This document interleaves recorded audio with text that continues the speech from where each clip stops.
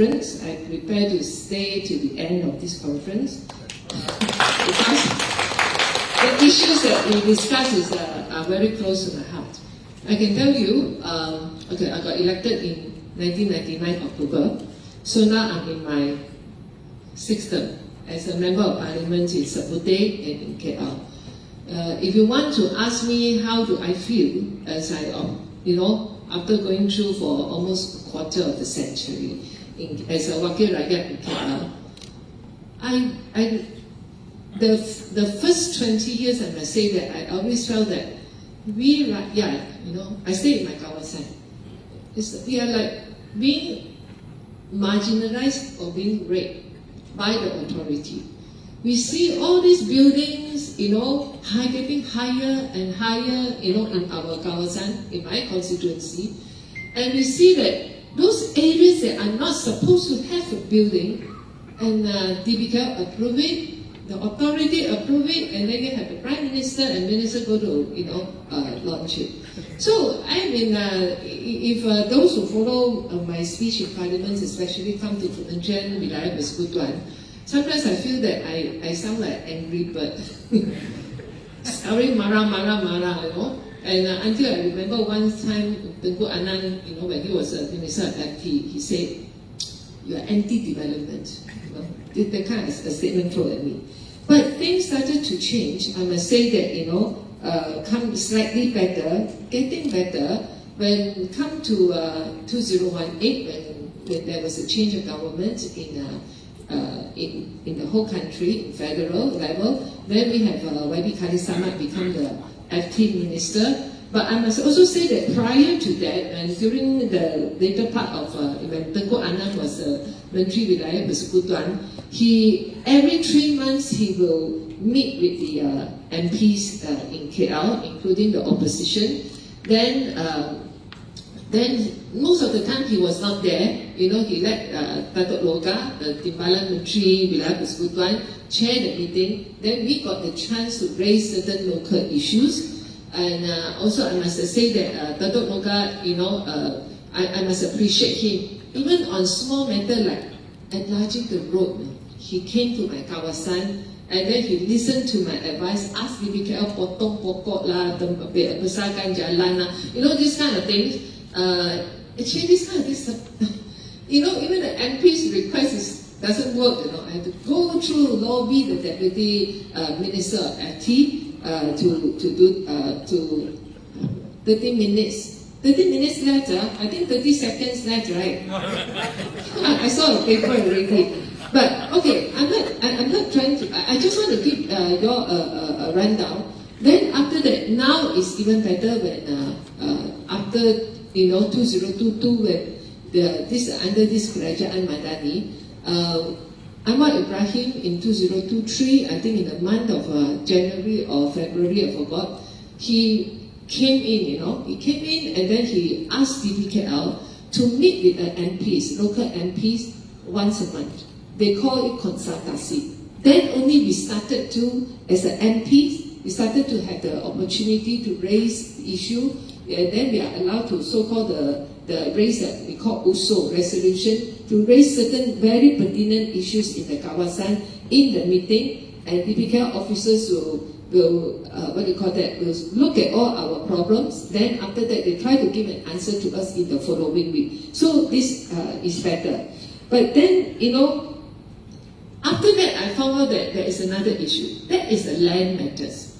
We all have read that Nadeswaran wrote in Malaysia, Guinea, can we buy land from DBKL, right? About the land sales, in DBKL.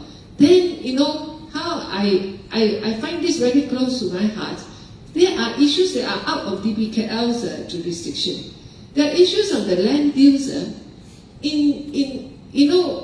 Now only we learn there are land belong to DBKL, land belong to JKPTG, okay, that is a land office, and then another one is PTP, right? JLC, PTP. It's so complicated. When I was, and I thought after the change of government, the government will listen to it, we Wakil Rakyat more. Then I faced with Kampung Boho. Kampung Boho is a flood retention pond. It's a important flood retention pond. The government has earmarked it as a flood retention pond for KL, but it never get developed. Then suddenly last year you have the land ESCO. Now you have here, this is another committee, land ESCO at Putrajaya. The land ESCO headed by KSN.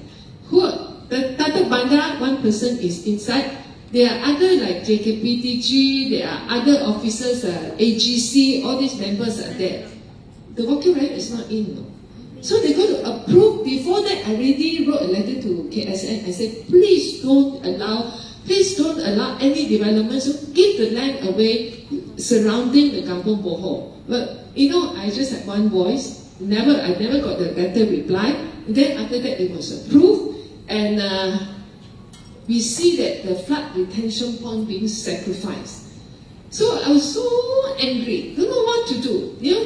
Luckily the residents also, those who suffer from flood in Kinrara side, they all come up to do a protest and so on. Okay, then I learned about this land matter. Then of course another thing that if you follow my social media, you'll see that I'm jumping up and down is a police reserve land in Taman Desa. It was sold to a developer. To do what? It's not do whatever Madani, It was just do the condominium. That is approved as a Bangsa Puri. How can you sacrifice the police land, reserve land, for the developer without reason? I have been shouting and complaining. No use. Now the PTKL 2040, it is already put in there. Whatever our pantahan or by the residents or by myself, useless because hak milik sudah dikeluarkan. That is the jawapan that I get. And also the same goes to the Kampung Boho land. Although we have been protesting, useless. So they are still there. Then recently, when I went to the open day for the PTKL 2040, the what do you call that? We call it what, a city plan. City plan. Then I think I learned something. All the pantahan tak boleh pakai. Why? Because they are all stated in the KL structure plan. So in KL, the consultant had earmarked 139 urban redevelopment area, the sites in KL. They are all there until today. Cannot change. Or despite our objection, despite we put in red and white, blah blah blah, all that, useless because it is there. They are there in the KL structure plan. We were told by the former Datuk Bandar and all that, hey, you let it go lah, let it pass the KL structure plan 2040. What important is the local plan? When we come to local plan, I really do the Bantahan, iron out the what they call that, the reasons and so on. Useless because they are in the KL structure plan. And then now we face land matters. They are land out of the control of DBKL. They are under KSN. And the KSN committee, DBKL only got one voice. That is the Datuk Bandar. So the things in KL, land matters in KL is so complicated. I'm going to end because I know some of you might have a lot of questions or issues later. What do you call that? When government give away land to the developer, for example, like the Taman Desa, near to the flood retention pond, the land ESCO at the federal level, they give to Masing to build the high-rise with 1,618 units and Aswira, and then we have residency. Because why so high? Plot ratio 10, 800 units of Madani housing. Then suddenly you have the Prime Minister announcing Madani housing project here and there, here and there. But unfortunately, he did not look at the traffic. He did not look at the accessibility of the whether that area got MRT, LRT line passing by or not. You see, you know what is the problem that I'm trying to tell you now? Decision makers giving away land, approving projects, and a lot of times they lost touch. They did not look into the detail. They did not go down to Padang and see whether that place can accommodate so high density project or not. They did not think of when the poor people, you sell them at 200,000 for the poor people to stay in KL in the Madani housing project. After that you ask, How are they going to go to school or send the children to school? How are they going to go to work? Because the area is, the buses don't go in, no LRT, no MRT. And now recently, there is a, what do you call that, social impact assessment consultant came to me, told me about one plot, a big plot of land near to an MRT station. The government allowed a big time developer to buy it. So in my heart I was thinking, if we are really serious about Madani housing project, really serious about the affordable housing for the poor, that kind of land, government should buy back and build the Madani housing in a big way, because it's a walking distance here to the next to the MRT station. But we don't have this kind of overall planning. But I also cannot blame DBKL on that, because that was a private land. Originally, it's a private land. So, okay, anyway, cut it short is, sometimes, building Madani housing project, good intention, help the poor, force the developer, fork up, their profits to build housing for the poor.